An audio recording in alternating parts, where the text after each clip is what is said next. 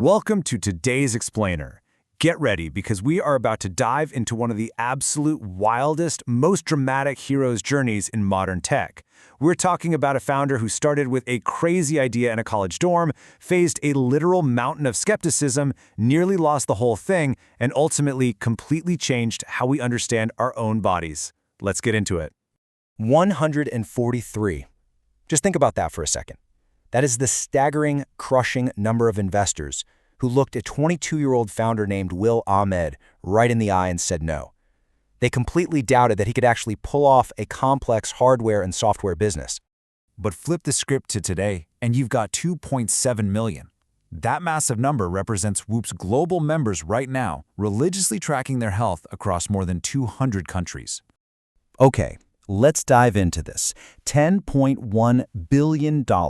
As of March 2026, that is Whoop's massive valuation. So how on earth does a company go from surviving an endless string of rejections and near ruin to becoming a $10 billion titan? That is exactly the story we're unpacking today. Chapter 1. The Unmeasured Human Body. Picture this. It's 2012. Will Ahmed is a Harvard senior and captain of the men's varsity squash team, but he is constantly feeling like his own body is betraying him from overtraining. He becomes absolutely obsessed with this crazy paradox. Why do we have perfectly predictable data on tomorrow's weather or the engine health of our cars, but when it comes to the ultimate machine, the human body, we know practically nothing? Will's vision was totally countercultural for the time. He wanted to design a sleek, completely screenless device that tracked the body from the inside out. We're talking sleep, strain, and recovery. Now, the 2012 industry standard? Clunky, non-invasive step counters. The whole narrative back then was actually to avoid making hardware altogether and just build software for other people's devices. Will looked at that and completely bucked the trend, committing to a really specific, minimalist visual style and form factor that wouldn't distract the user. Chapter 2. Facing hundreds of rejections. Talk about an uphill battle, right? Will had zero background in hardware engineering or computer science. Building Whoop was literally his first full-time job ever. Plus, the entire wearables market was tiny back then, moving maybe 5 million units a year globally. And as if that wasn't enough, he was walking directly into a space where massive corporate giants like Nike with the Fuel Band and soon Apple at the Apple Watch were setting up shop. No wonder 143 investors passed. So how do you survive that? You use an elite strategy. Instead of chasing everyday consumers right out of the gate, Whoop made a brilliant, really counterintuitive bet. First, target the pros, athletes whose multi-million-dollar paychecks literally depend on how well they recover. Second, by getting early buy-in from absolute legends like LeBron James and Michael Phelps, the tech spread organically through locker room word of mouth. And third, by wrapping the brand in a really premium visual style and elite performance, they made health monitoring look cool and aspirational for the rest of us. Chapter 3. The Breaking Point.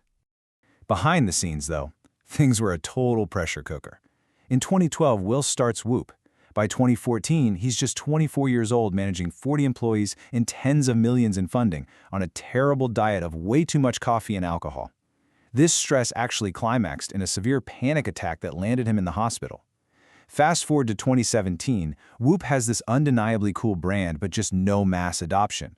By 2018, things were so dire they were exactly 1 week away from declaring bankruptcy. And that's when a harsh truth really hit him. If the business failed, it wouldn't be because the technology was bad. It would be because he wasn't evolving fast enough as a founder to lead it. That extreme accountability forced a massive personal reckoning for Will. He started meditating, he changed how he managed stress, and he actively transformed himself to be the CEO that Whoop desperately needed to survive. Chapter 4. The Subscription Pivot.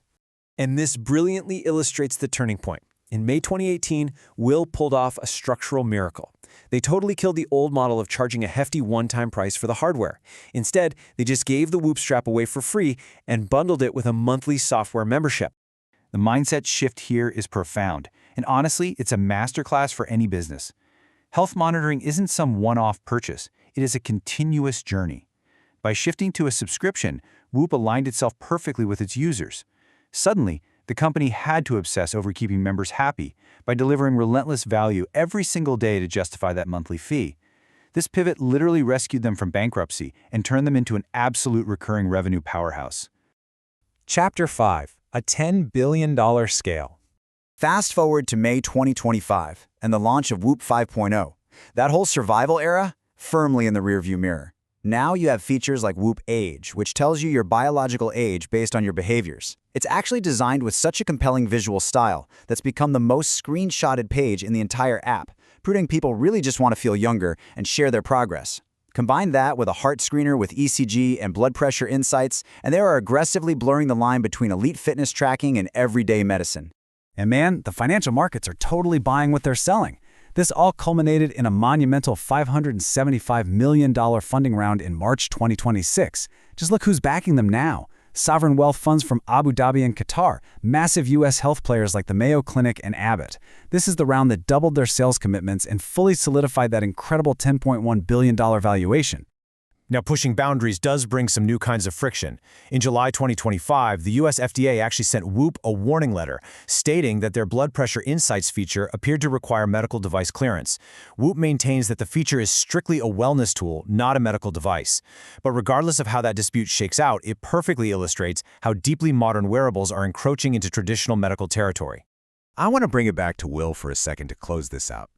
Going from a 22-year-old college kid facing 143 rejections, literally checking himself into a hospital from panic and staring down bankruptcy, to the leader of a $10 billion tech giant, it is just a massive testament to relentless conviction.